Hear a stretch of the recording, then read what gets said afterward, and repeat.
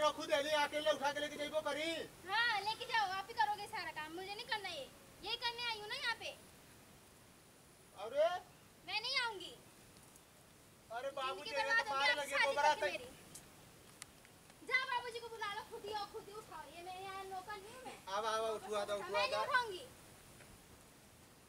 मुझे बदबू आती है उसमें से। तो अकेले उठी हमसे। आवा उठवा दो। मैं नहीं उठाऊंगी, तो इतना सा भी नहीं मैं इसको छूऊंगी।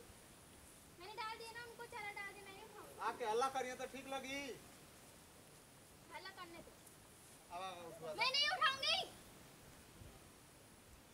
समझ नहीं आता दिमाग खराब। अकेले उठा लो, इतना दम नहीं आपके अंदर। अरे भारी न बा।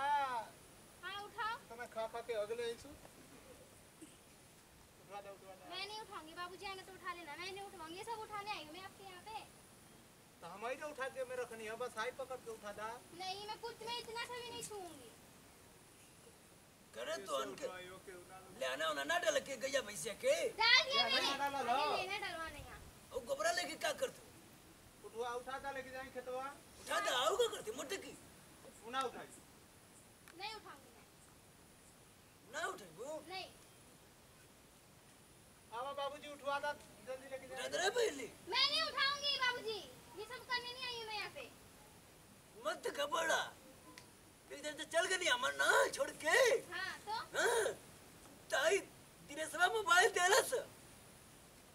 अब मोबाइल लेके का करबा? मोबाइल चलेबा तू? बतावा थी बाबू मेरा रू ले ले बना तो बतावा थी चल लाई उठाओ उठाओ। हां उठा जा। केनी फेंक के हो? फेंक दिया ले जाके मत कर जवाब पे। हां कर मुट जो तू क्या कर जाओ नहीं उतरो आओ चल। हम इंसानी करेंगे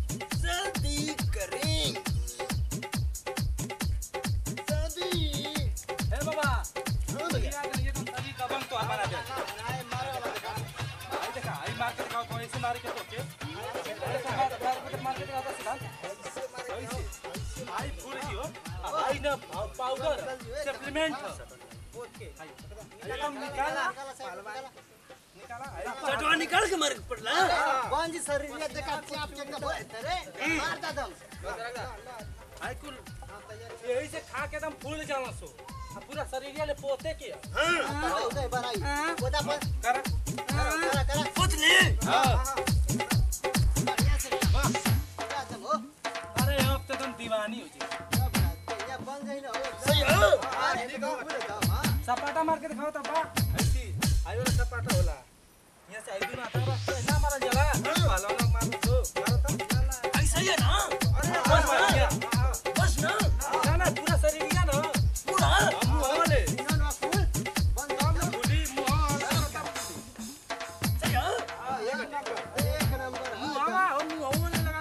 हो जला फूल जी फूल तब है बढ़िया में फूल जी फूल सिखा अरे सपाटा मार सपाटा मार सपाटा सपाटा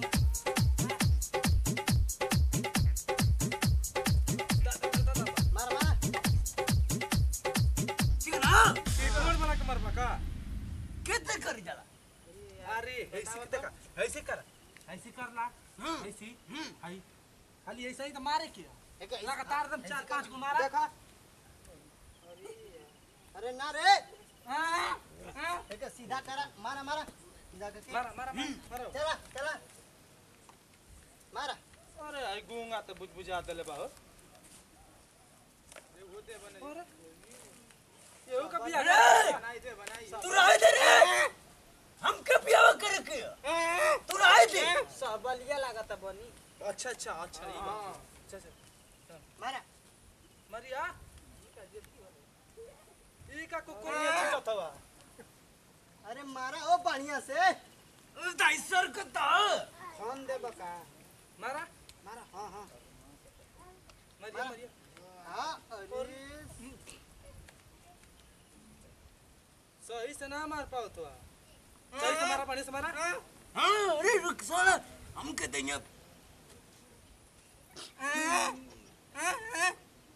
उधर है भैया भाई आई रही हां वो तो लेके मरबा तो और जान बन जाए जान बढ़िया से लेकिन मारा मारा मारा मारा उठा उठा हां बा बा बा बा चापा चापा बा रे बाबा बा हवा फेंक दे अरे मारा 10-15 को हल्दी हल्दी मारा बन जाए सिनवा दम पूरा घास बनाओ थवा का बातिया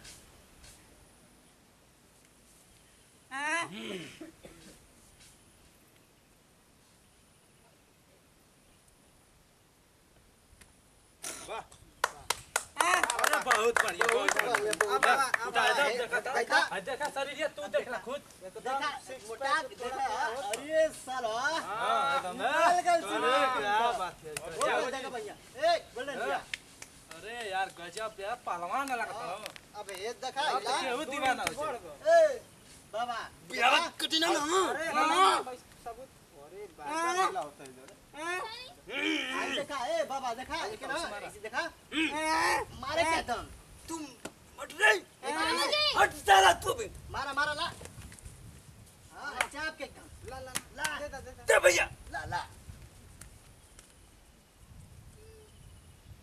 अरे उठा के ओरी बाबूजी ए तर मारे के ए तर बाबूजी ओए कहो भैया आई मसीनिया में का उखाड़ के लेके करथवा हो ये क्या करे आई बाबूजी कुल का बस का के ले रे आई कुल हां दे बनी बा लड़ जाएगा तो ओके हां रखा हो अरे गुड़ गोड़वा कुचा जी हो रखा गिरुर जी तो अरे ये ना बनी का बाबा कैसन तो परेशान किया हो एकदम मजाकिया बना के धदेले बड़ा कर दे जवान बनाओ थी जा जवान ए भैया जवान बना हाथ को तोड़वा लो का ए भैया ए चुप हो जा दे लड़का हो से ना बोल देना हम अरे पगला आइल बड़ा तू संग संग चला कपड़ा पहना आई शादी शादी करो का किसका देवर का ना हां हम अपन देखला नौटंकी देखा भगवान बाबूजी अभी को शादी शर्म करियो। नहीं आ रही है, बोलते हुए ये उम्र बा शादी साल करे। हां हम लड़कियों से बतियावले आई हम बतियावले आई लड़कियों से हाँ अरे गांव समाज का कही हो इकुल का बतिया तो ढेर तो केना सधैला शादी कैला का कुछ न कही कुछ ना कही हम के अरे हम शादी करो भैया ये तो सकला शादी करे के हम बतियावले आई गौतम मामा हमके भी अलग बात करावे खाती हम बात कहीं लड़कियां देखले हमके कल आई तुम्हारी मौसी गन तो बियाह उखाड़त रही तो देखल सु लड़किया अच्छा तो लड़की तो से शादी करी हाँ। लाई लवा आज जैसे चुतिया बना आदमी वैसे तू बन जी बा ना हम कुछ नहीं जानता हूँ हम शादी करेंगे आ तू का कहले जो जो कपड़ा पहन कपड़ा हम नहीं मानेंगे क्या हो गया बाबूजी हम को शादी करेंगे हम नहीं अरे मानेंगे। का नौटंकी के लगा दुआरा पे हो सब देखी तो ना चला यहाँ से। ये भैया अरे भैया बाबू कुछ ना चलो पहले। चलो कोई शादी नहीं के शर्म नहीं ना मन malo तो लो नहीं मानेंगे ना मन mana नहीं मानेंगे तो लो ये शादी नहीं होगी तो नहीं अब होगी हम ना अपन जान दे कर हम जान का शादी देवा। करब हम जाने जान का दे जाने जान दे जा छोड़ के कर हम अपन जाने दे के रहेंगे ना चल जाती जा माने नहीं। बियाह कर आए जो हम जाने देंगे। पूरा चल तू संगे संगे चल नौटंकी करके धैले बाड़ा नहीं हवा। सब लोग नौटंकी है इस घर में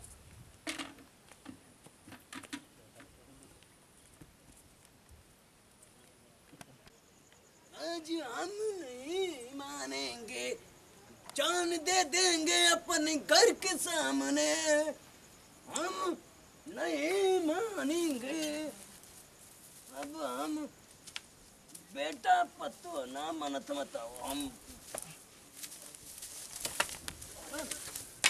भाई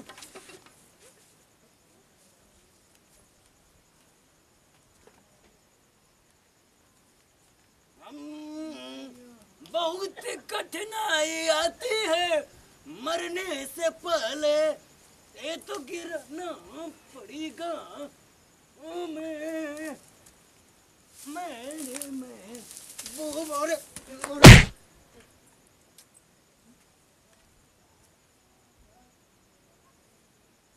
लगा था कि आज हमके मर दे हसन हम तब मर के रहेंगे ऐसा कुछ कर कर जाएंगे कि यही बटेगा।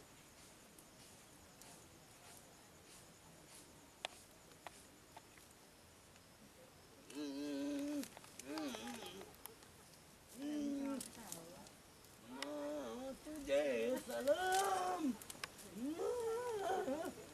मर जाऊंगा।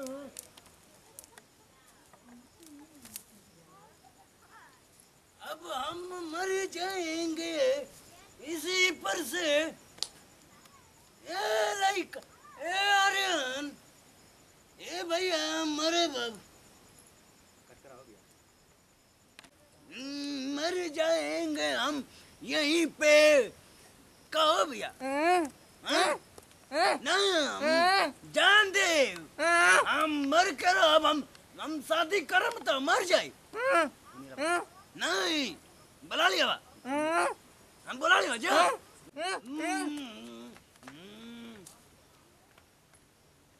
हम आज मर जाएंगे उसके याद में जो हमने दिनेश ने बात किया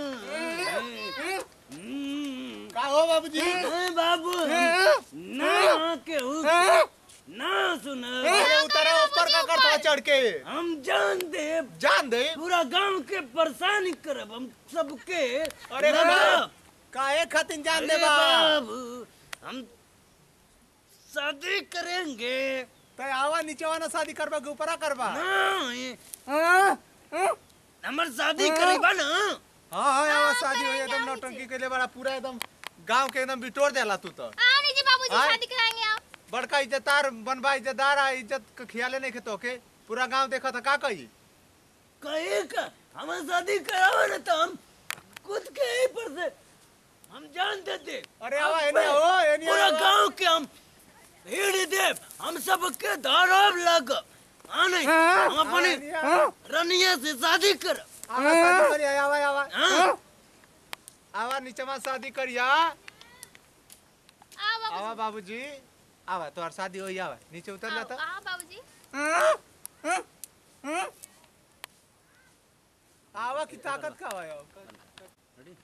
अरे भैया हम शादी करेबा ना अरे हाँ हो नीचे में उतरा तब ना वो हम कसम खा अपनी ये गोरकी का अरे विश्वास ना तो के हमारी पो कसम खा आओ ना बाबूजी मैं आओ, शादी आओ, कराएंगे नीचे आओ, बोल दिया ना नीचे नीचे आओ अच्छे से कराएंगे बड़ा बहुत बड़े वाला शादी कराएंगे हाँ नहीं बिया हम करो, जैसे पति आया हूँ उसी से शादी ठीक ठीक करूंगा आवा आवा आवा आवा नीचे आवा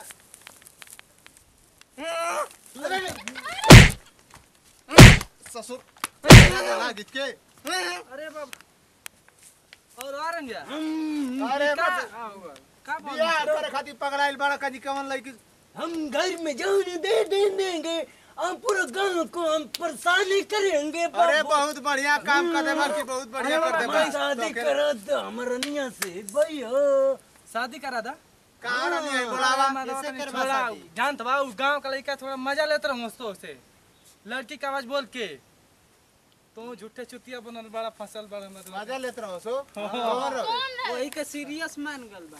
क्यों रे भैया हम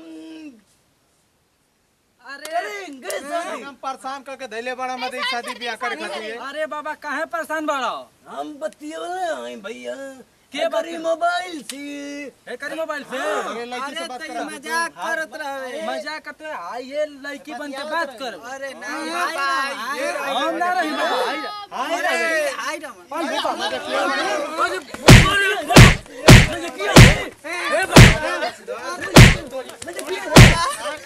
अबे बाबूजी खबर जान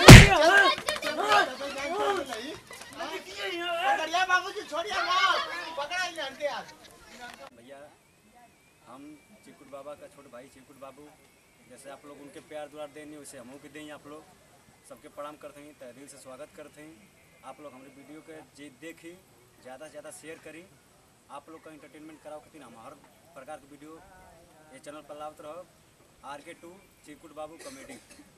नमस्कार प्रणाम भैया लोग हम आर्यन राज वीडियो बनावला के एक ई मकसद बा कि ऐसी मतलब कोई के ना करे के चाहिए कि बूढ़ बुजुर्ग के साथ ऐसा मजाक ना करे के चाहिए ताकि वो अपन जान देवे लगे तो यही बस संदेश पहुँचावे खातिर हम लोग ये वीडियो बनौनी है जा अगर कोनो गलती भइल होके तो अपन छोट लड़का बेटा नाती समझ के भाई समझ के माफ़ कर दिया प्रणाम भैया।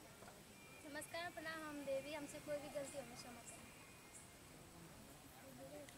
नमस्कार प्रणाम भैया लोग हम दिनेश लाल आप सबके प्रणाम करत नहीं और ये वीडियो बनौला के बस एगो ये मकसद रहल आप सब लोग के इंटरटेन करी और ये वीडियो में अगर कोनो भी गलती भइल होके तो आप सब लोग से क्षमा चाहब और आप सब लोग अपन प्यार आशीर्वाद RK2 बनौले रही और ये वीडियो के ज़्यादा से ज़्यादा लाइक कमेंट और शेयर करें।